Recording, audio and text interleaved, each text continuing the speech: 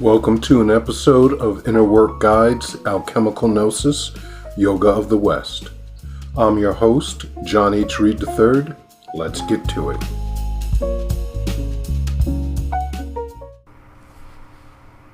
This is a series of interviews conducted by Perseus Arcane Academy back in September of 2024.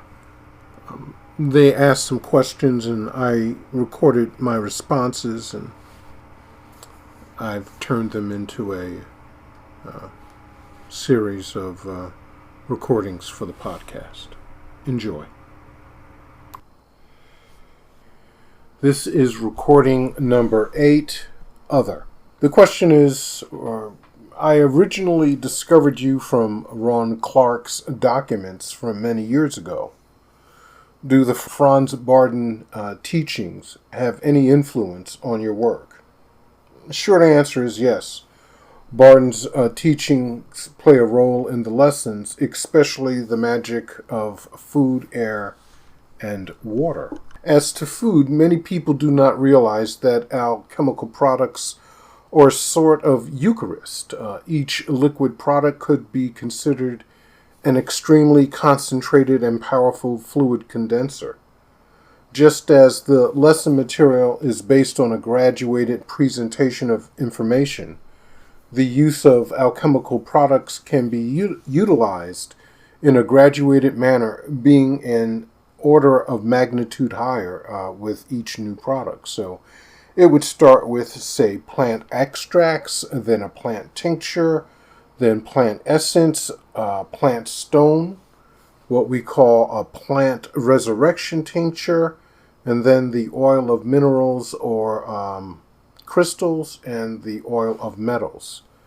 And in regard to the oil of minerals, crystals, and metals, as well as the plant resurrection tincture, only the dexterous distillation makes it worthwhile for use in inner work. So I've mentioned Basil Valentine's dexterous distillation before. And essentially what that is getting what Basil calls the soul or the tincture to come over the head of the alembic, but it's done very gently at body temperature. Just imagine for a moment that you make tea. You steep the tea and the water changes color. That's a tincture. Now, a dexterous distillation allows you, without burning that colored portion, to have it distill over, whether it be the minerals, from minerals, metals, or plants. That tincture, that product that is made, or what the old alchemists would call an oil. Again, it's not really phenomenologically. It looks like you're extracting something. In truth, it's a chemical reaction with the minerals and metals that forms a hydrocarbon, from what I've been told, and then you can do various things to it. But the thing is this: there is a way to get that colored liquid to come over the head of the alembic. Literally, at body temperature, distill over, not burning. And that's why you call it resurrection. In the mythology of Christ, and, I don't know if there was a person named Jesus Christ, just like I don't know if a person named Buddha walked the earth ever, or Muhammad, or any of the other guys that people look up to, we all talk about. What matters to me is how we treat each other. But from an analogy point of view of teaching a lesson, when Christ was crucified and put in the grave, and Mary went to the grave after 3 days and found it empty, and then she saw what she perceived as the gardener, the caretaker of the cemetery. And she said, they've taken my master. Do you know where he is, basically? And it wasn't until he spoke to her that she realized who he was. But the point is that what Mary saw, to her eyes, was a human being. It wasn't a spirit. It wasn't a ghost. She saw it as a living, breathing being.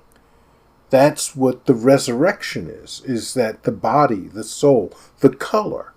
Okay? So, how do you know you have a tea? Is because the water changes color. It's not just the taste. That would be an essence. Here we're talking about it is the second greatest secret in alchemy. How to perform that dexterous distillation, because it's the resurrection. The first secret is how to bring about the death properly, philosophically. And that's the philosophical mercury. So you need the two, the death and the resurrection. So only products that have actually achieved, or an artist who has achieved the knowledge and the understanding to bring about that dexterous distillation, those are the only things that you can use at that higher level to really do the job. The lower stuff helps start the process, but you don't get to finish it unless you're able to do the dexterous distillation. All right. Next question. Alchemical gnosis. What is this state, and how does it compare to other terms that we use to express achievements, such as enlightenment? Well, alchemical gnosis is the full knowledge and conversation with the God of your heart. And for the Hermetic scientists, every adaptation, every expression, everything experienced has a gender/polarity, an age, an appearance, and a name. And so since everything is part of the one, we really see no thing as being preferential, but rather we seek to understand the adaptation the one has taken, even the stuff we call dark. Because of the nature of the Hermetic inner work, one needs to find an authentic guide. I'm going to stress this again. I know a lot of people want to go Ronin, but you're going to be tripped up. I can't tell you how many people I've seen convince themselves of the most ludicrous things concerning laboratory alchemy, let alone inner work, that is just demonstrably false. It's not even debatable. But people can contort and rationalize all kinds of things. That's why you need a guide. And there is a reason why in Hermeticism we say the art is passed from mouth to ear. So the subtlety of the intelligence charged with maintaining division is elusive in its apprehension while you are engaged in the work. This is what I mean by people just rationalizing things and contorting stuff. That intelligence one of its first things is to stroke the ego. And when people can't readily figure something out, especially today with the proliferation of information, they're more apt to just say, well, I say, this is my truth. Well, what do you mean, my truth? There's the truth, the proper way of doing something, and then everything else is a falsity. So it takes an objective third party to help the traveler navigate the path and to teach the ways and means of discerning truth from falsity, especially in regards to inner work, so that in time the traveler may do so unaided. We seek understanding above all in Hermeticism. And when doing inner work, we instruct travelers to take the following attitude when they encounter what we call intelligences. And that is, I am not here to fix anything. I am not here to heal anything. I'm not here to correct anything. And I'm certainly not here to get rid of anything. I'm just going to allow myself to let go of my judgments, to have no agenda, and simply be with what is here and give it my full, undivided attention. This is how you gain understanding. Not through force of will or magically binding something or beating it or causing... nobody wants... No human being would respond favorably to such conditions. Nor will spirits. As above, so below. As below, so above. So, everything wants to be treated with a modicum of respect, that's all. Do unto others as you would have others do unto you. So we seek in alchemical gnosis to ennoble our conscious mind and bring it into full alignment with the One so that it can be used as a tool as it was intended to be. Because ultimately, for the Hermeticists, physical creation is not something that is thought of as an impediment or something to escape or an illusion. Rather, it's seen as an arena of necessary experiences and training. Because for the One to achieve evolution, the evolution of its continually unfolding expressions and adaptations, it needs a place of polarity, of unbalance, yea, even dysfunction, in order to explore the full range of its polarity. And that's what we're here. Everybody says, I have free choice or free will. Well, unless you have polarity, you don't have choice. Yeah, if everything's in unity, there's no choice. In order to experience choice, or what we call free will, or an act of will, you have to have a way of discerning things, and that's what this arena is for. And it's for you to know and experience what people call good and evil, but we prefer to call productive and non-productive behaviors and attitudes and things like that. Because, look, if I sit down and I say, well, today I want to complete some code that I need to write, but instead I wind up playing an online game, that doesn't mean the game is evil or that I'm evil. It just means I decided to do something and I wasn't productive in the way that I had intended to be. I was productive in playing the game, but not in completing the code. And that's it.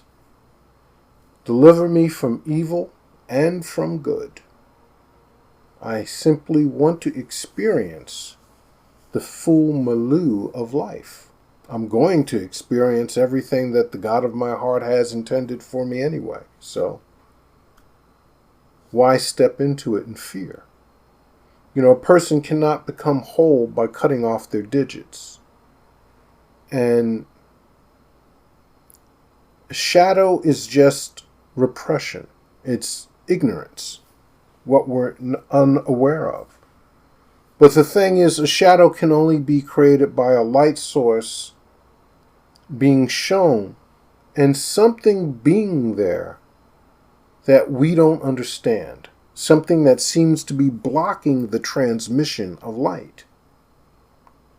But if you step into that shadow and you have the testicles or ovaries to walk through the umbra, metaphorically, or if it's a physical thing, walk around, there's only one thing you can find on the other side when you exit that umbra and shadow. And that's the light source that caused it. And so above all, we seek understanding, not elimination. Alchemy is about transmutation. Think about copper. You can do all kinds of wondrous things with copper today. And all of those things, all of those potentialities, possibilities, existed when humankind first picked up its first piece of copper. The only difference is that those people did not have the perspective, the philosophical insight, so that they could perceive those possibilities. That's what a philosopher is.